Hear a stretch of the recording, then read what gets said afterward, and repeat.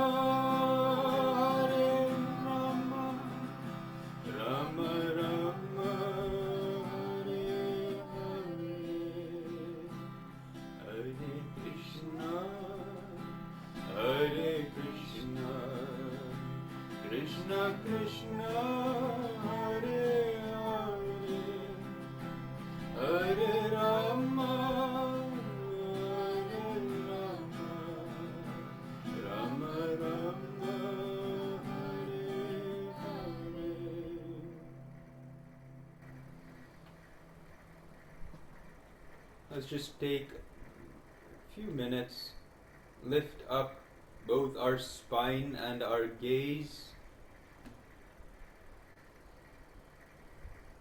Feel especially that we're preparing ourselves, our vessel, the soil of our consciousness,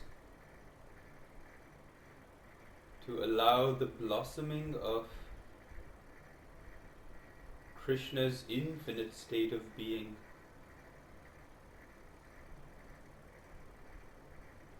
Uniting ourselves with him at the point between the eyebrows.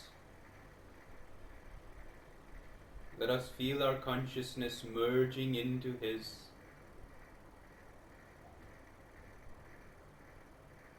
And from that state of unity, let's offer this prayer together. You can repeat it inwardly, silently if you feel to.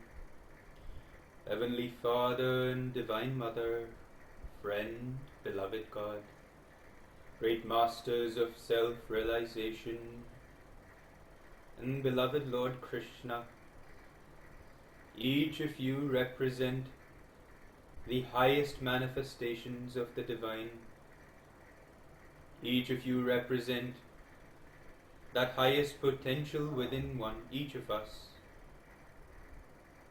Guide us in this life, our actions, words and thoughts, that we may as well find ourselves expressing from that highest state of being, living and sharing from that state of bliss, becoming that state of love that this world so desperately needs. We call upon the light to bless each one of us and to empower us with that divine mission to first become the light, that we may then share the light. Om Peace. Amen. Let's just continue for another minute or two, really becoming that light to whatever degree we are able to in this short moment. Stilling the body, stilling the breath, stilling the mind. Let us see what lies beyond. Where does God's consciousness begin? As Master said, when motion ceases. Thank you everyone for, and especially Ramurthy, for inviting us, making us a part of this very special gathering that you have. And I love the purpose of this gathering and the name, The Road Ahead, based on Swamiji's book, especially talking about what Paramahansa Yogananda's predictions were for the future, and more than predictions, what the directions were. As devotees, as disciples, as warriors of the light, what is it that we ought to be aware of as we move toward the future? Before we begin, however, perhaps if there's any one particular question somebody feels that they would like this conversation to move in the direction of, we'd love to hear from you so that we make it much more what you'd like to receive. As we were talking about yesterday, was Janmashtami, and so it's the birth of Krishna, and of course we're very well aware of the especially our relationship to Krishna through the Gita. And just as we were doing this very brief meditation, that image of Krishna guiding Arjuna in his chariot to the center of the two armies just came to my mind. And right now the world seems a little bit where those two armies are far more defined than they have ever been. You know, you've got a very strong army that's continuing in the way of greed, in the way of power, in the way of misinformation, in the way of inequality, and you've got now equally seeming an army that's building, and it's the army that wants to fight for truth, wants to fight for equality, wants to fight for the light, even. But Krishna and Arjuna's conversation doesn't take place on the army of the light either. Krishna and Arjuna's conversation takes place right in the middle of both the armies.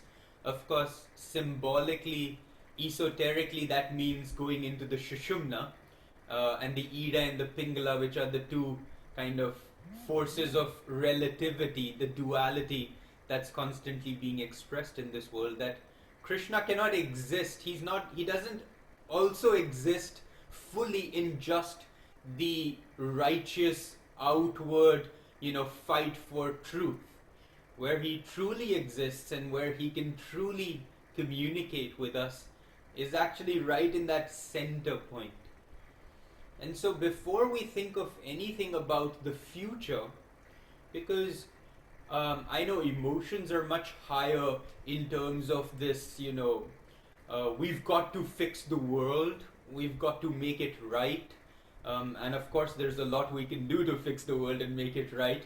Fortunately, God's given us a lot of opportunities to do that.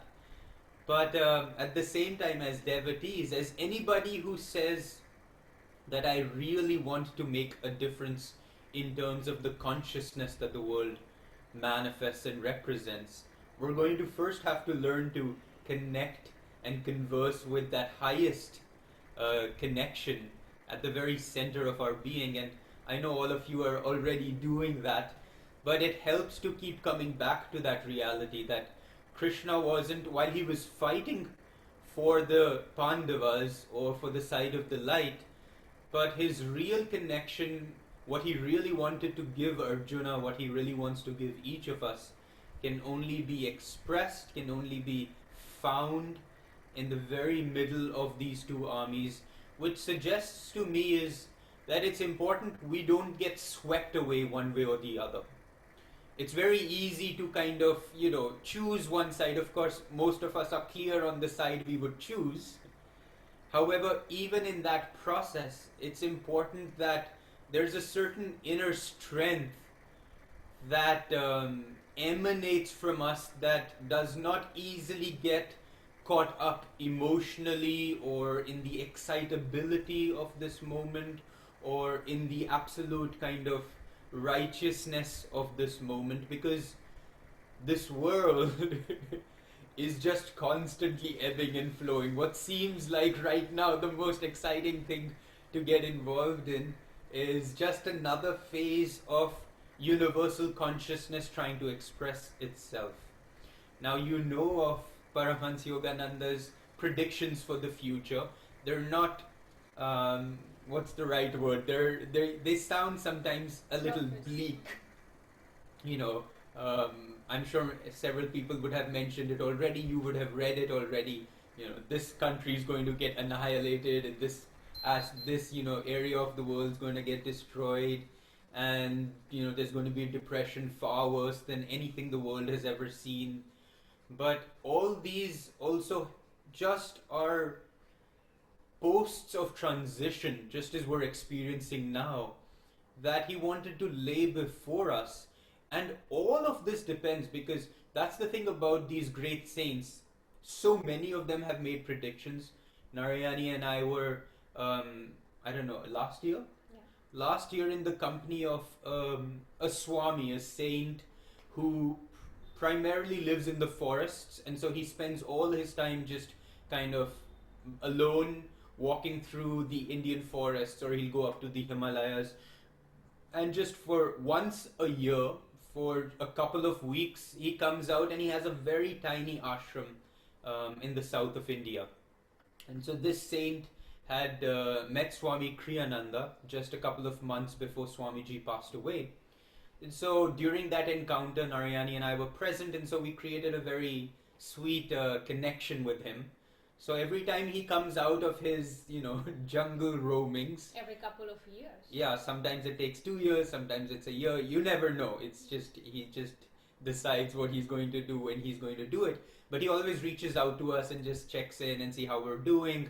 And if we ever want to come visit him, that's the time we do so. And every time we visit him, and that's been maybe 3 times, 4 times now, um, always he tells us that the world, where the world's heading, and very similar to what Master would talk about. You know, it's very similar to what Yogananda would talk about.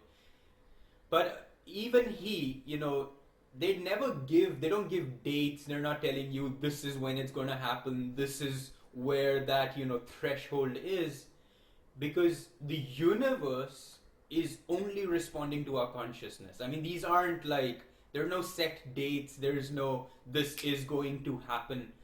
This is the potential for the earth depending on what the masters perceive to be the general state of consciousness.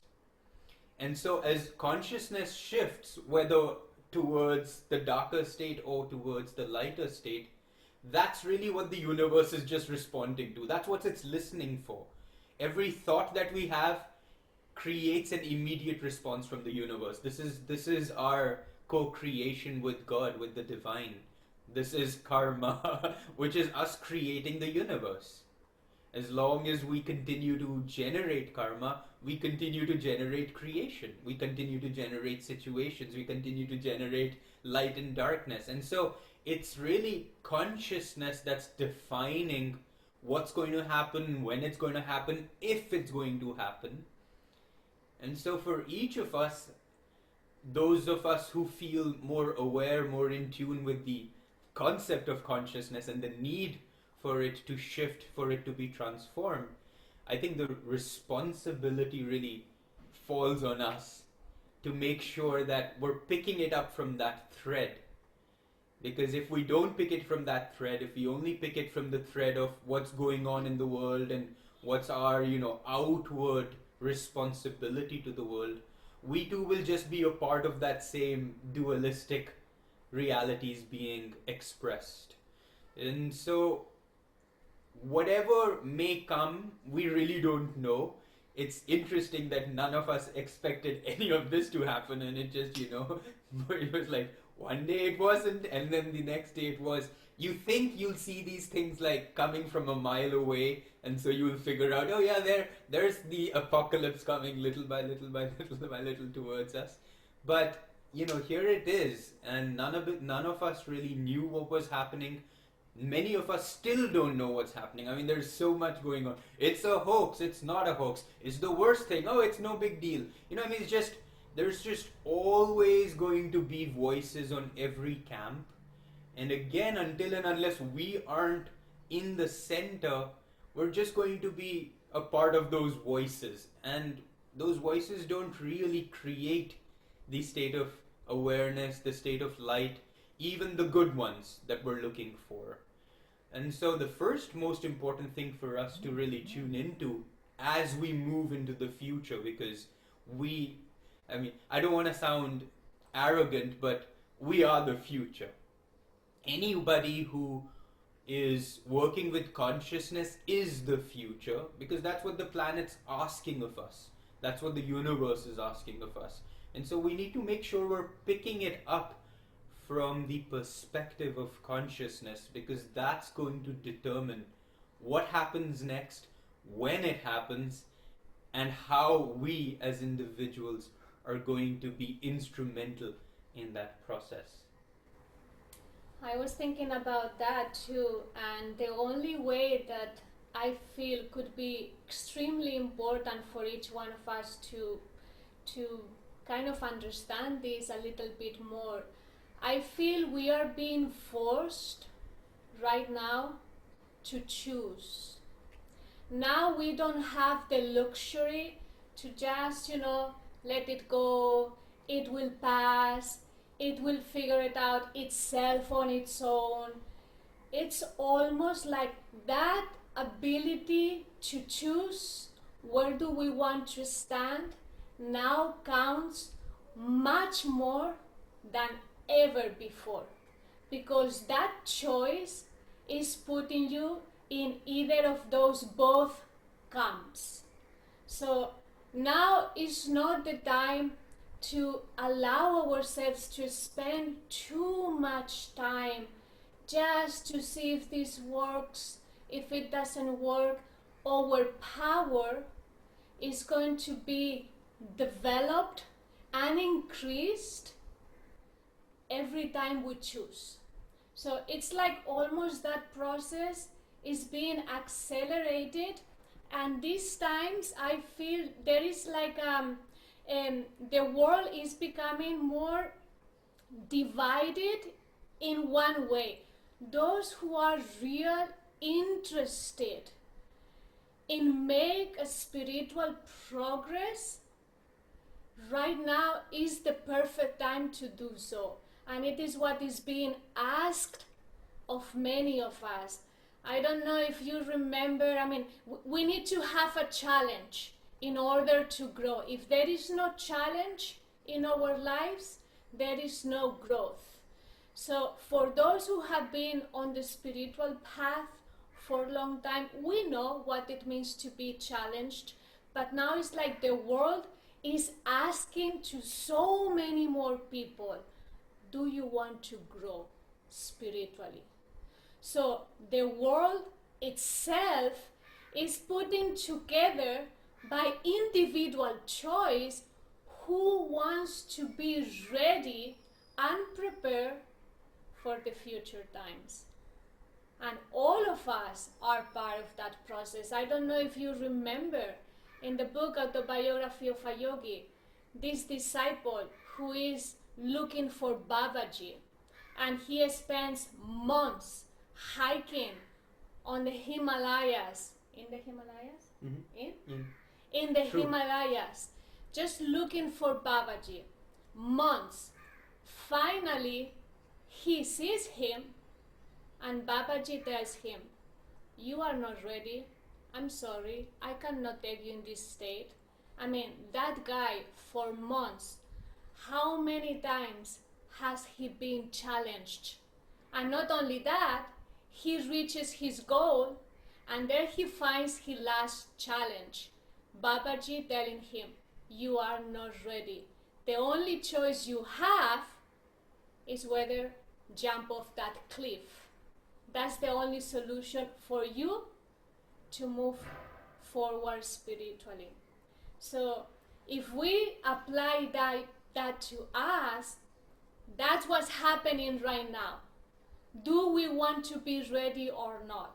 Are we ready to take the next step or not? What are we choosing to do daily when we are challenged in our relationships? What do we choose? Do we choose to rise our energy and make peace with those people living with us? What kind of social media are we choosing? How are we choosing to use our free time? What kind of books are we reading? What kind of people are we helping? How are we uplifting ourselves daily? What kind of choices are we making in these challenging times?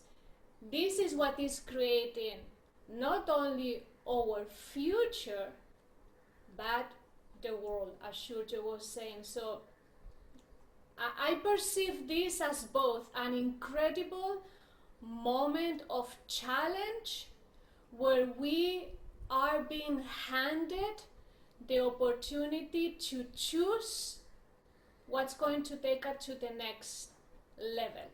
And that decision is very individual, but if we align ourselves with that right choice, what's really happening right now, there is nothing else but moving forward. It seems we are not, because everything is so uncertain. I feel sometimes I'm stagnant. I'm going nowhere. Yet there is this incredible energy happening constantly around us, but I'm not able to perceive where I'm heading. Even though I know it's good, but I can't see. It's like a veil is put in front of us. But what I can clearly see is like every single moment of my life here daily in this house, in this living room, I'm being given the choice of, do I want to keep my energy uplifted?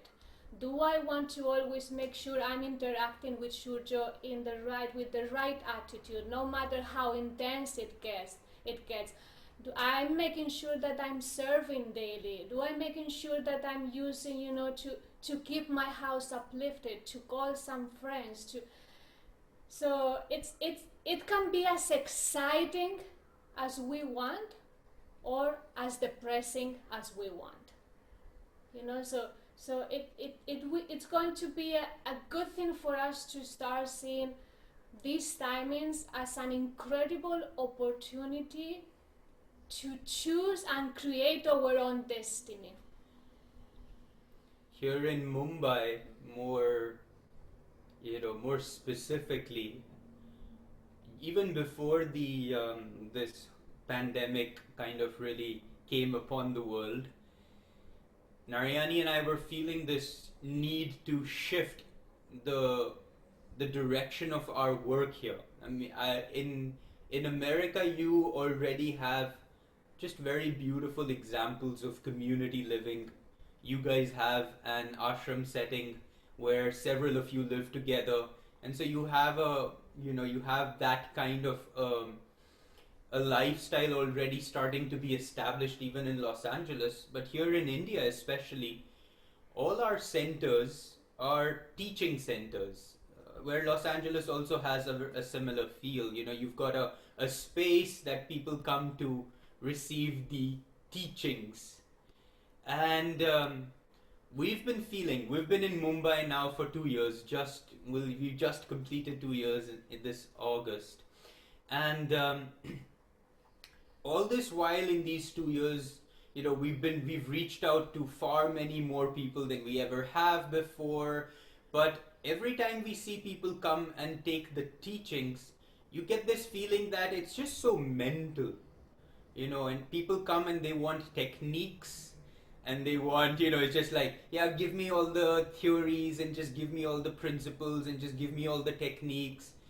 And we start to realize that what we're attracting when we present ourselves as a teaching center are students, but not devotees.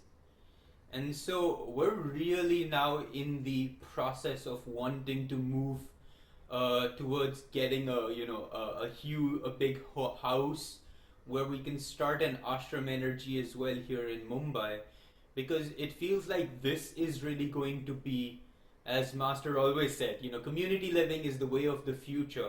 But for most of us, community living is not going to necessarily present itself as rural living, but it's going to be a coming together of all of us in a way where our path and these teachings aren't just words and concepts and techniques.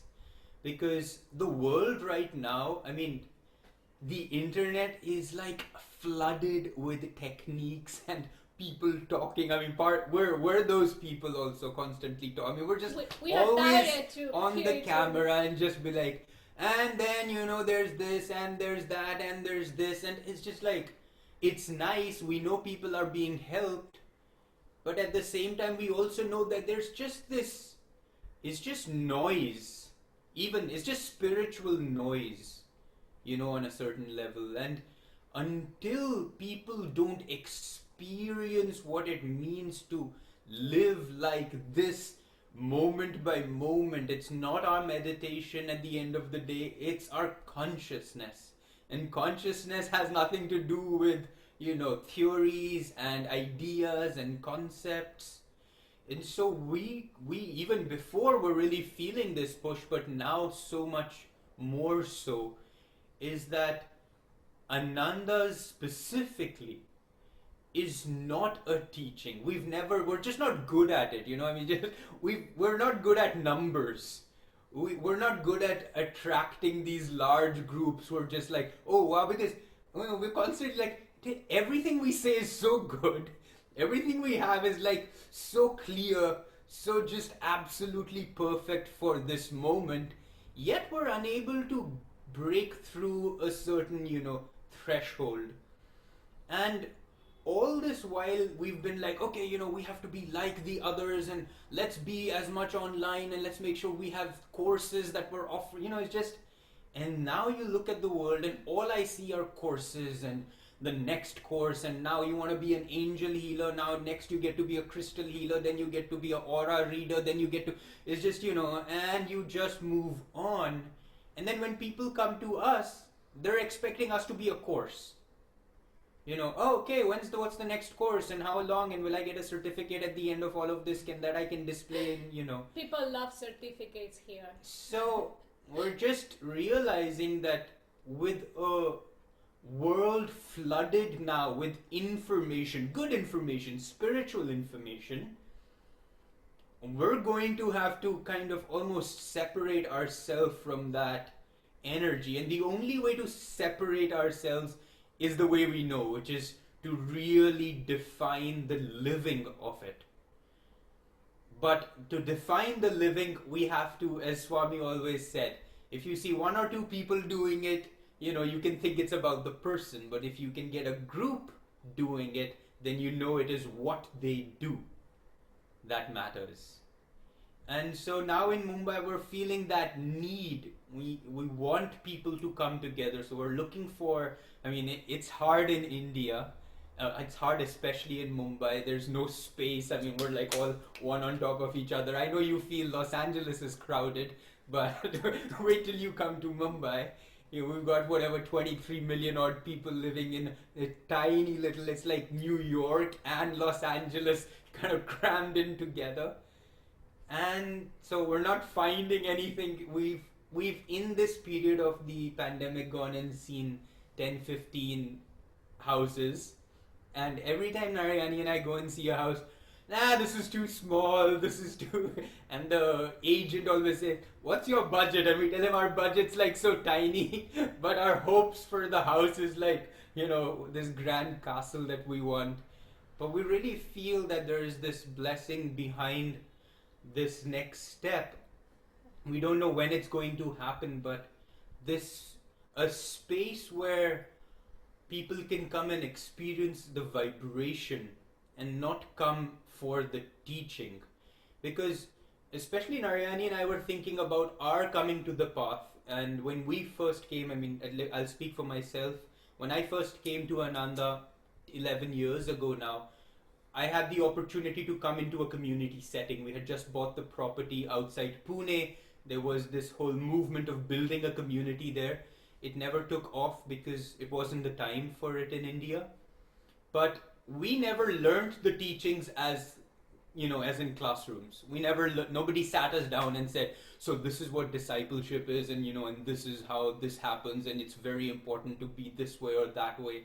We just lived amongst each other, and those of us who had come brand new looked at people who've been there a while, and that's how we got our teachings. That's how we understood the spiritual path. We didn't have the Raja series and then this. Not that we of course need those series, but what's the consciousness here is we need people to be spending more time with each other and getting their vibrations, connected.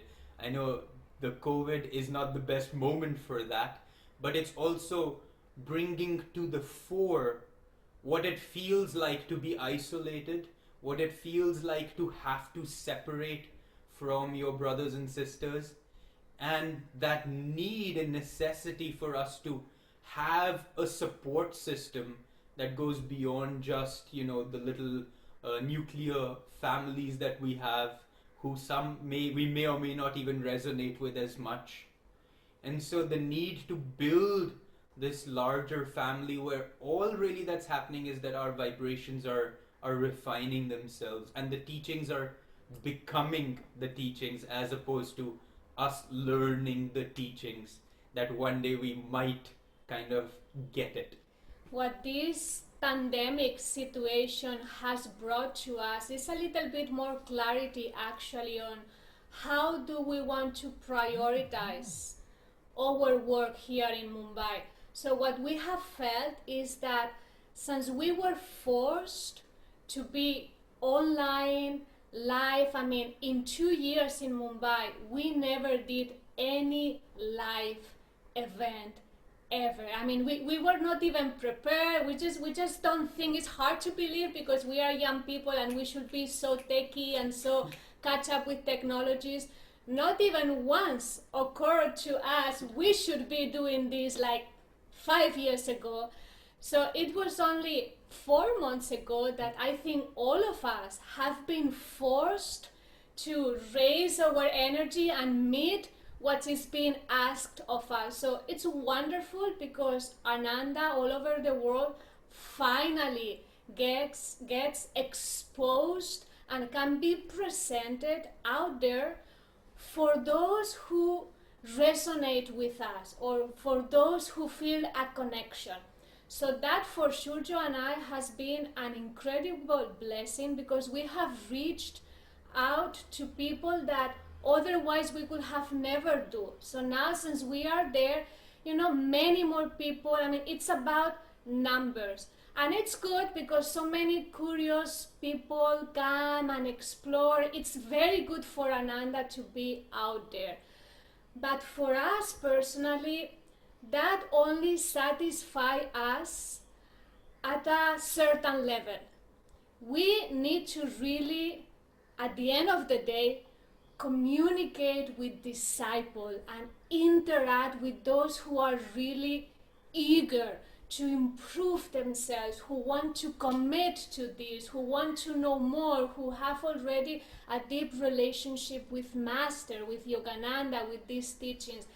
That's the really fulfilling aspect of the work. So we came to realize, because we didn't know how to do that. So that's what we came up with. Online classes for us is going to be all about, sharing for the general public. And this is something we will keep doing because it has proved to be actually a very good thing. But then we need to find a physical place where those really interested people can come and receive the essence of who we really are. So that place needs to exist, at least here in Mumbai, for people to see that we are not just talking about a nice concept. This is what I feel India is missing. People don't yet and have understood that this is a lifestyle. This is just not how many certificates you have on your wall. This is not about only meditating 45 minutes in the morning and then during the day being a nasty person. I mean, you wake up and meditate and you pray before your breakfast and you pray before going to work and you keep yourself uplifted when you interact and you do your best with your children. I mean, people need to see this is real, that there are people actually living these teachings. That's what makes an impact. Shurjo was talking about his experiences and first impressions when he moved to our Pune community, but for me was exactly the same, and I'm sure for you too. When you came to Ananda, like, oh my God, this place, these people, they meditate, they pray, they chant, it's like, it just opens and blows your mind. Like, wow, I too want to do this, if not in this community, but at least in my daily life. So though I feel we need to start also recognizing what are our strengths as Ananda. And our strength really is people. We are people oriented, and technology can never substitute that, at least not for us, not for Ananda, because our strength is in our personal interactions. I remember Swamiji sending an email towards the end of his life. I think someone wrote him asking him, Swamiji, with all these technologies coming up, we should be doing more classes online and doing this and doing that. And he was perceiving already the right direction. And Swamiji wrote back and said, this is actually very good. I'm so happy you are tuning about this. Certainly we should do this, but let's never ever substitute personal interactions with technologies. This should be in addition to what we are already doing. So this is something that Shurjo and I have also realized even more in this pandemic. We just need to cultivate, we need to nurture our people at a much more personal level. So what we have done in the last 4 months is like we needed to build those personal relationships. How have we done that? We open up to do Kriya checks every week or every day. So that has given us a great excuse to connect to people, to check their Kriyas, to know how they are doing, to have those 10, 15, 20 minutes of personal interaction. We have doing more intimate Zoom meetings. We are doing more special meetings for supporting members. I mean, we need to keep giving in a much more intimate way, because that's what really builds the work. That's how Swamiji did with each one of us. Even though he was, you felt he wasn't accessible personally with you, but yet he was. He would send emails every couple, once a week, or he will do something to keep you connected. And I think that's something each one of us should be responsible. Take a little bit of that responsibility and ask yourself, what am I doing? Apart from connecting myself with all my people from technologies, from the background, what am I doing to connect with this person, with my guru bhai, with my friend? I mean, what I am personally, consciously doing, because I think that's our strength. And what Ramurti is doing, bringing some people together for you guys, we are also bringing other people to get to know our members. That's a beautiful thing. And we can do these things as groups, but you representing Ananda, as your commitment, you belonging to this family, what are you doing to represent that? And that's something that Shurjo and I are taking more joyful responsibility. I want to make sure every week I connect with this, and this person. I'm going to make sure next week I'm going to connect to this, and this other person. That builds the work. Believe me, once a week class on internet, it's a very slow process, because people watch something, but then they have to deal with their own lives. I mean, they have their families who have nothing to do with spirituality. So they watch a class, but then, the rest of the week, they are busy in their own karma. So our job, I feel, that's our strength. How we can be a constant reminder in their lives. We are your anchor, and I'm not saying you in an egoic sense. We have to assume that role as emissaries of Swamiji, emissaries of these teachings, emissaries of Yogananda and Babaji. And if you are not a teacher, it's okay, but you have a role to play. So choose how do you want to represent and support this work of light. I mean, right now the people need us the most, so might as well do the job. This is what is being asked of us. If we don't do it now when the world needs us, when are we going to do it? So I will say this is a call to action for each one of us, and find ways to connect with one another, individually, as a group. It should have dynamism. Narayani, can I add something to that? At the Sevaka meeting on Saturday, Devi and Jyotish talked about the India in particular, because I guess you have an increasing number of people coming interested in these teachings. And what they were specific, no, it wasn't, it was actually Jaya. And he said, what we need now are mentors. And what it seems like, it's kind of what you're saying, if those of us can volunteer, especially those of us that are retired, we're living up in the mountains and we want to know how to help, but we can't really see anybody. We're in the over 70 group, we're the, a little bit quarantined, I guess, in the mountains. I'm not complaining, but I thought, so we've actually already written Jamal and volunteered, but also we want to put it out to you and anybody else in this group here that would be willing to mentor, because I agree with you, that personal relationship, that more intimate, that deeper connection is really the essence of what we, I think, all are longing for. Well, lovely, because I'm glad you wrote Jamal, because in Ananda, India, this Kriya home study, which is an online way of learning and receiving the teachings, really has done a wonderful job of creating these mentors. So it's really still continue, even though it's online, you still continue to have that human experience of a person who's just with you through that journey, and it's been really, really helpful. We do that in our classes as well.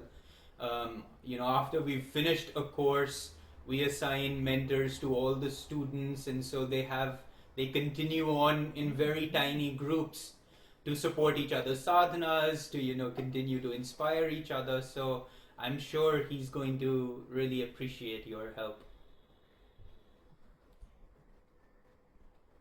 Any other thoughts or Questions?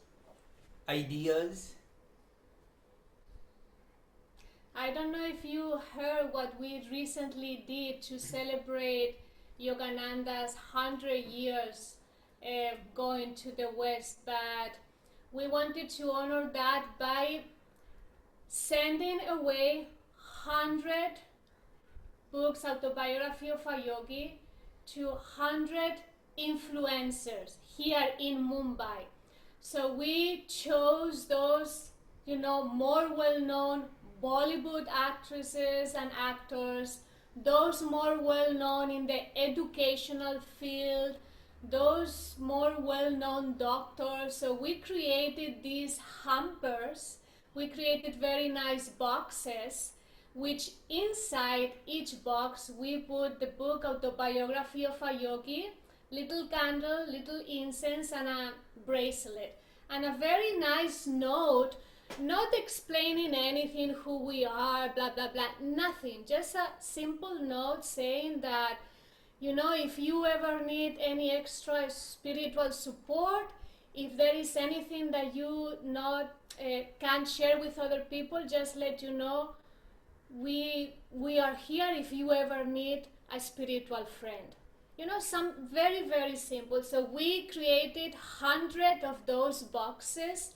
We found a way to get to know all the addresses of each one of them. We delivered them personally because, of course, in the COVID, it was crazy. And now Yogananda is in the houses of, Bollywood and other things. So this is to say that even in the middle of such a pandemic, we can find creative ways as a group to share the teachings out. I mean, I'm sure that in Los Angeles, there are so many people that, you guys can send something to them. And you also, Priya, wherever you are, maybe you need to send 5 boxes to those people around you or someone near to that town. Like we can bring Yogananda and these teachings from where we are, and we don't need to make heroic efforts, just by giving an AY or just by doing something else. It's just, and there is a power on that. So I don't think we have felt threatened in the sense of or limited during this period. Yeah. We've really, in fact, we feel like so much more inspired to want to share just because also people, it's like people have paused a little bit to see what's going on, And and I was just in like, that pause, there's this moment, and I think we're losing that moment already. People are returning back to the restlessness of their being, but there was that moment, and I think we'll have more such moments in the time to come. And as much as each of us are prepared to be those emissaries, be that warrior of light, I think this will be the greatest purpose that this lifetime is going to ask of us. And we've chosen to be born at this time. We chose, from Master to Swami to us, to have this moment. We decided that we'll take on this transitional period as our life. I mean, and so many of you here, I mean, have met Swamiji personally, had like almost the transmission of his consciousness onto you. I mean, we have to do something with that. It's just we cannot keep that here in our living room alone. I mean, we just have to hand and pass that on to somebody else. I mean, it just doesn't feel right to keep that consciousness that we have experienced, and it has been, transferred to so many of us, just, it's in a very small container. It's just now is the time. It's just like almost now or never.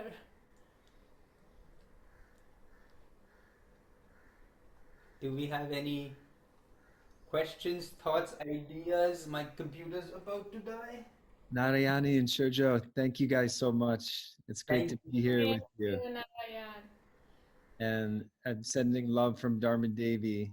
How Yeah, is she? please. She's doing better. She's doing better. She's in our prayers. Yeah. Thank you. I wanted to ask a question, a little bit of a different tact. Mm-hmm. We've had even people in our community that have lost family members from the pandemic. And there's a lot of people that we talk with that are struggling, with grief, with depression. So, the two of you were very close with Swamiji, were there when he left the body, and that had a very profound impact on you personally. I'm wondering if you could share a little bit about how to honestly work through those types of emotions of grief and depression, so that people can marshal their forces somehow so they don't get sucked down with it. Well, It's a good question. yeah, it's a good question. One of the things I have understood only later on is that you cannot force a period of grief. I mean, and you cannot pretend that you are not in grief. You can keep yourself busy so you are not 24 hours dwelling in that grief, but you cannot accelerate a process that you have to go through.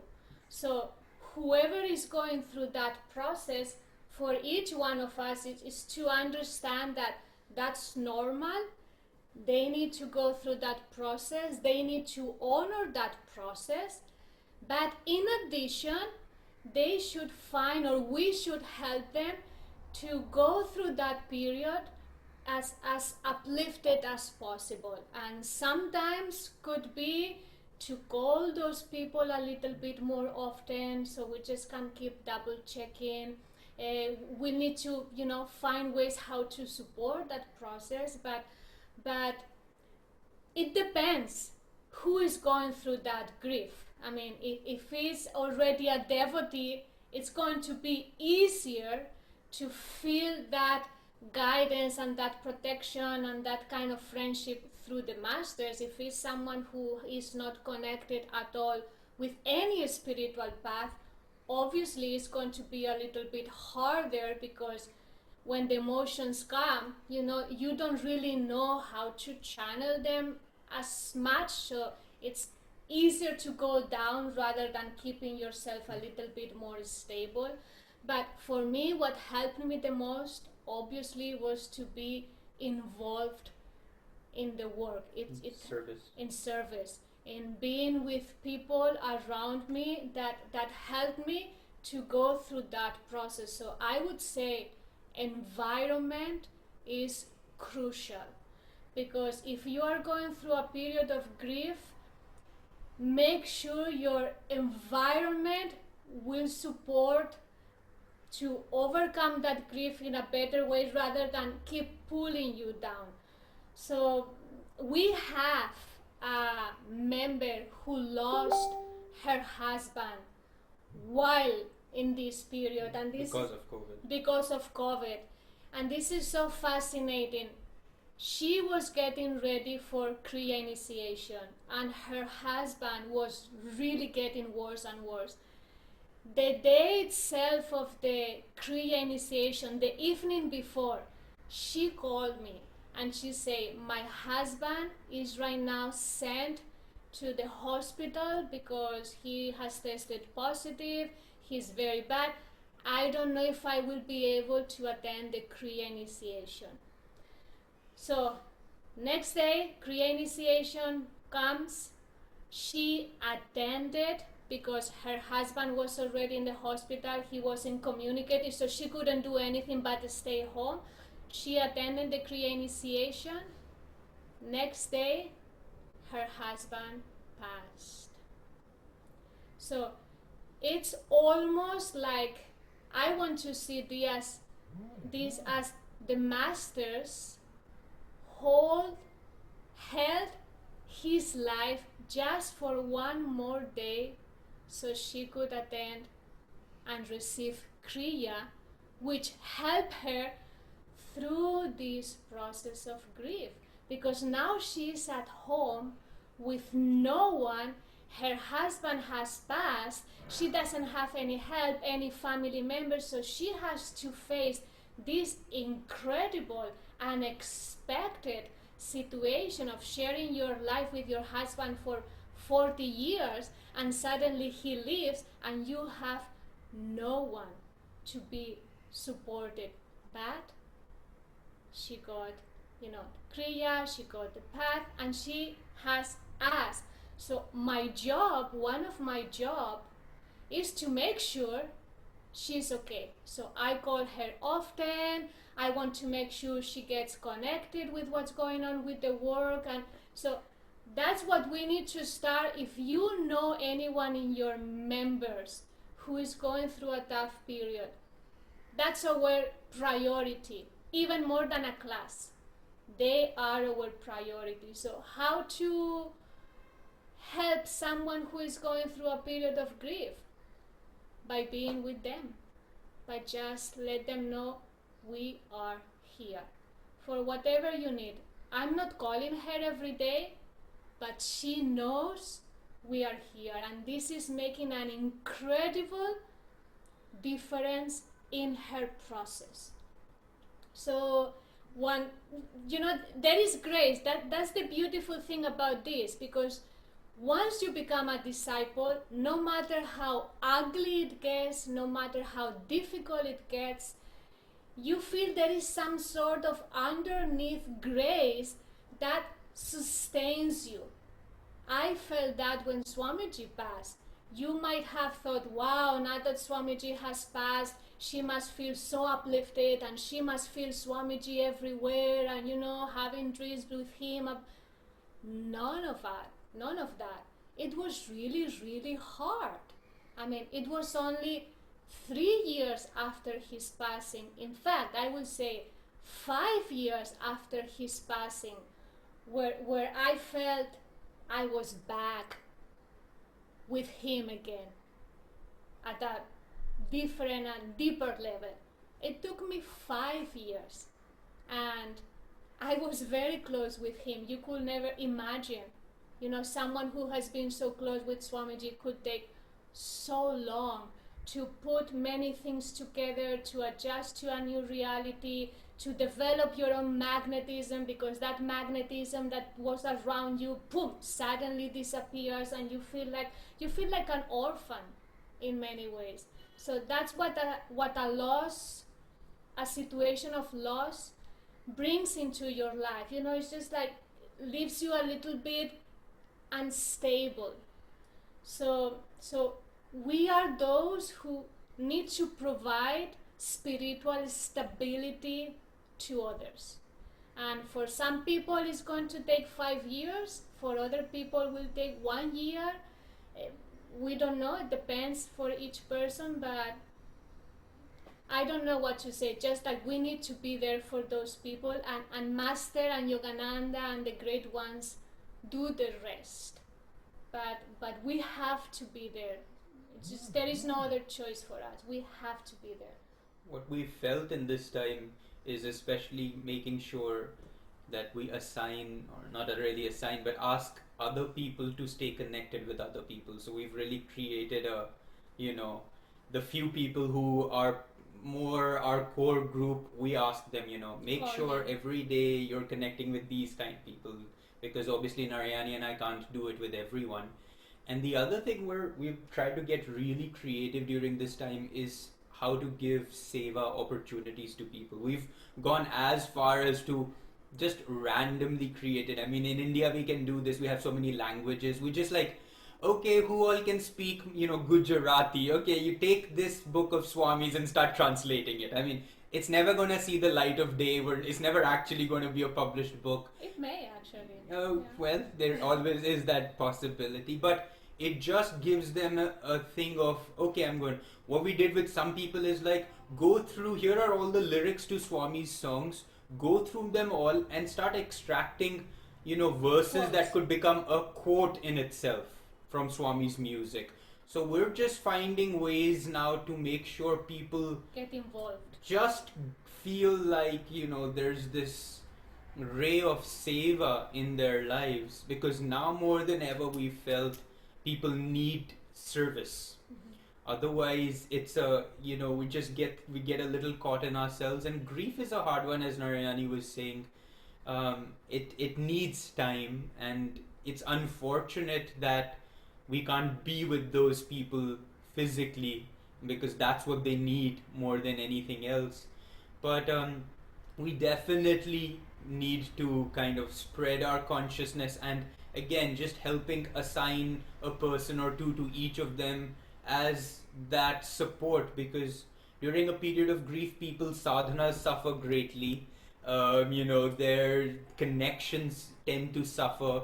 They go through periods of doubt, they go through periods of, why me, and feels a little unfair. Of course, all these very natural thoughts run in through their mind, and it's like we have to become their spiritual sadhana at that time. We have to be the ones who kind of, and most importantly is like, don't keep telling the people who are going through grief that it's okay, it's all happening for the best and things like that, because they don't necessarily want to be hearing any of that. So it's less about giving them Advice, gyan, as we would say, but to just kind of be there and almost kind of vibrationally replace the energy that they're feeling that they lost. I have to admit, our group, our Sangha has never felt so united as they had in the last 4 months.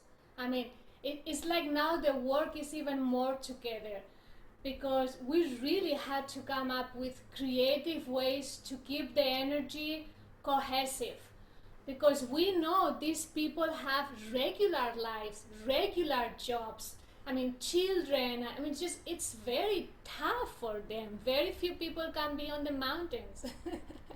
So we have to make sure that again we are reminded, and this is something that we are doing consciously, not just because it's a duty. That makes a big difference. Once you do it because you believe this is what you are representing and what Babaji and the masters and the divine is asking of you, that's where the real power comes. That's where you are really supporting people from that place, not just because you are the spiritual director and you need to call this person, or because I'm a teacher and I'm representing. No, it's just because I'm really concerned about how you are doing how can I help you? I mean, a phone call like that, it has a permanent effect in people's lives, and that's going to be, for each one of us to do that. And again, do things as group, as a group. Do a seva as a group. What do we want to do for in the name of Ananda Los Angeles in Los Angeles? And not just a spiritual fair, this that we are also going to do a spiritual fair, but what are you going to do as a group to touch someone personally?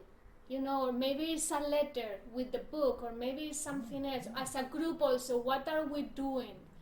I think that will unite everyone who wants to be part of a spiritual family, whether new people or old-time members. We just need to keep feeding each other.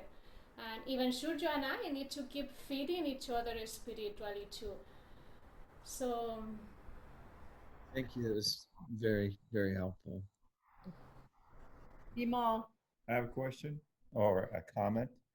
One of the things that I mean, I really agree with what you're all saying about being of support spiritually to our brothers and sisters around the world. And I think part of that, though, is also um, connecting all of us together in a way that we begin to formulate some kind of what is called best practices. Because there's so many things that are going on, in Mumbai, in India, in Europe, in Australia, and of course in the United States, that we need to come up with some way in which to share among all of us yeah. these techniques and these types of things that actually work. And of course, some of it will work. And some of it is uniquely for people living in the United States or people specifically living in Australia or in India. But nevertheless, what oftentimes happens is that overarching that, there is this sense of, there's certain kinds of things and practices and strategies in working with people that seem to work Yeah. universally. And that's what I'm suggesting too, that in some way we need to develop some structure or system to begin to track and monitor these things and be able to share it and have dialogue with each other on it. You know that in the village, Michael Olivier, have you heard of him? Yeah. I think they're putting together some sort of, they're trying to create a platform where all this, just as you're saying, information and these best practices can be shared on many levels. It would be lovely if you get in touch with him and, lend a hand in this process, because I'm sure he too will require a lot more support as many of us try to come together with these things. So that'll be very, very helpful. Thank you. Yeah, in fact, it will be nice also, as worldwide organization, and now it's happening much more, where we are connecting with you all from Los Angeles. A month ago we were connecting with Palo Alto, so now there is this more interactive exchange from other communities, that it's so nice for each one of us to connect with others. It's really great. But I would say also, both as a work but as individuals, because that also helps to develop a very intimate and refined attunement with what the gurus want for us particularly. So it's going to be both ways. How we can participate in an overall energy and find new ways, but what is being asked of me right now, from where from where I am. And this is something that we should keep that question alive daily. Okay, what do you want from me today? Is there any person that I need to connect? Is there anything I can do today different to serve you in whatever way? Yesterday I had this thought like, I want for my prayer now, whenever I don't know what I should be doing, I tell Yogananda, if there is any job that right now no one wants to do and it's important to be done, let me know. I'm happy to do that. I mean, whatever whatever it is that no one else wants to do it right now, I'm happy to do it. So I find my own ways also to not even be selective in what I should be doing or not, how I should be serving or not.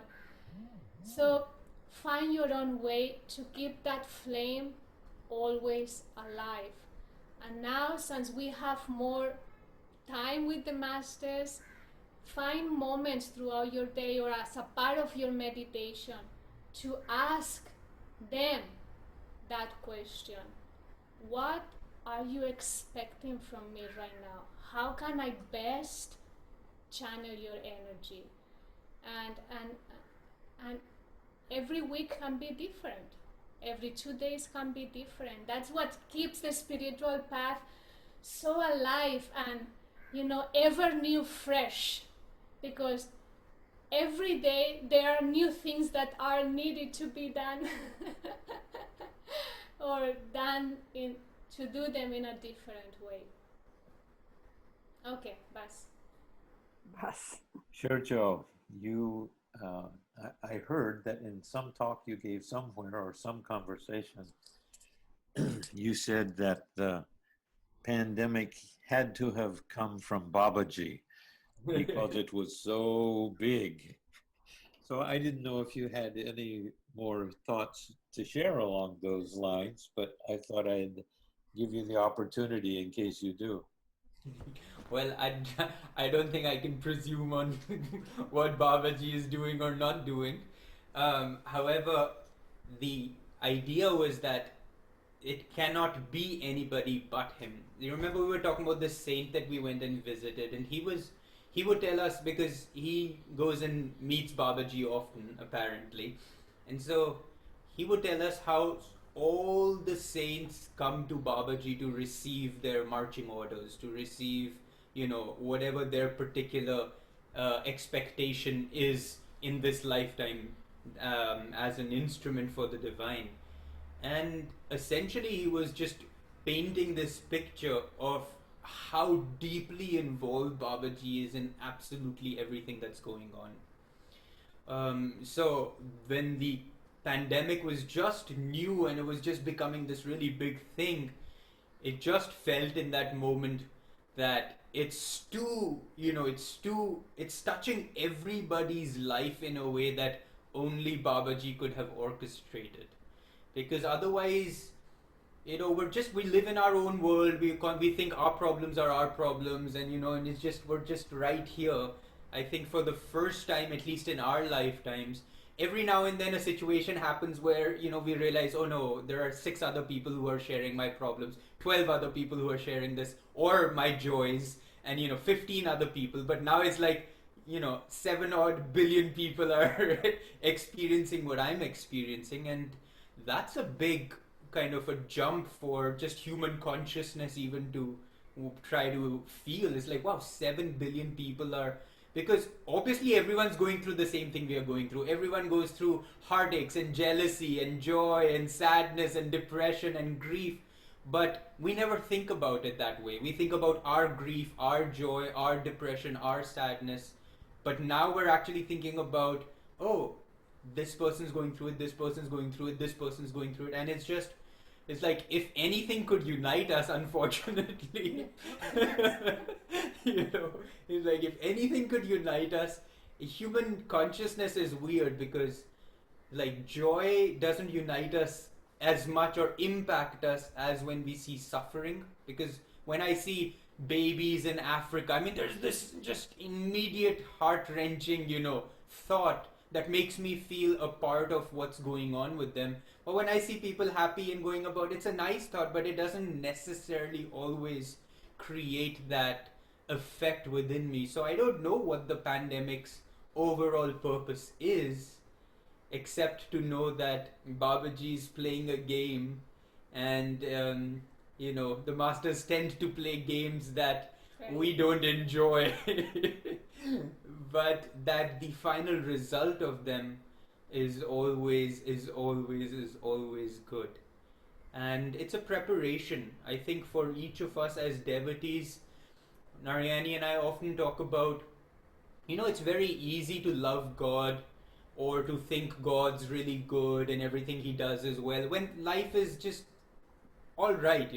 I have a roof over my head, I have enough to eat, I have the basics covered. So when basics are covered, it's easy to kind of think things are fine. But when things will get tough, I think as devotees, we're going to really be tested, and our love and faith of God needs to be tested. Otherwise, I don't even know how many spiritual people in the world really, really, really live in that faith of God. Because most people who are spiritual tend to be people who have an established life. It's hard to be too spiritual when you're worried about where your next meal is going to come from, where, do you have a roof over your head. But for those of us who have these things, a time will have to come, perhaps, when that will be taken away from us, and then we will be asked, do you still love me? Do you still trust that everything that I do is for your best? And it's going to be an interesting thing to see what our answer is going to be. And I think we are the real ones who need to be tested, not the world. But our faith in God needs to be tested. And, this is starting to happen. It's not even really yet happened.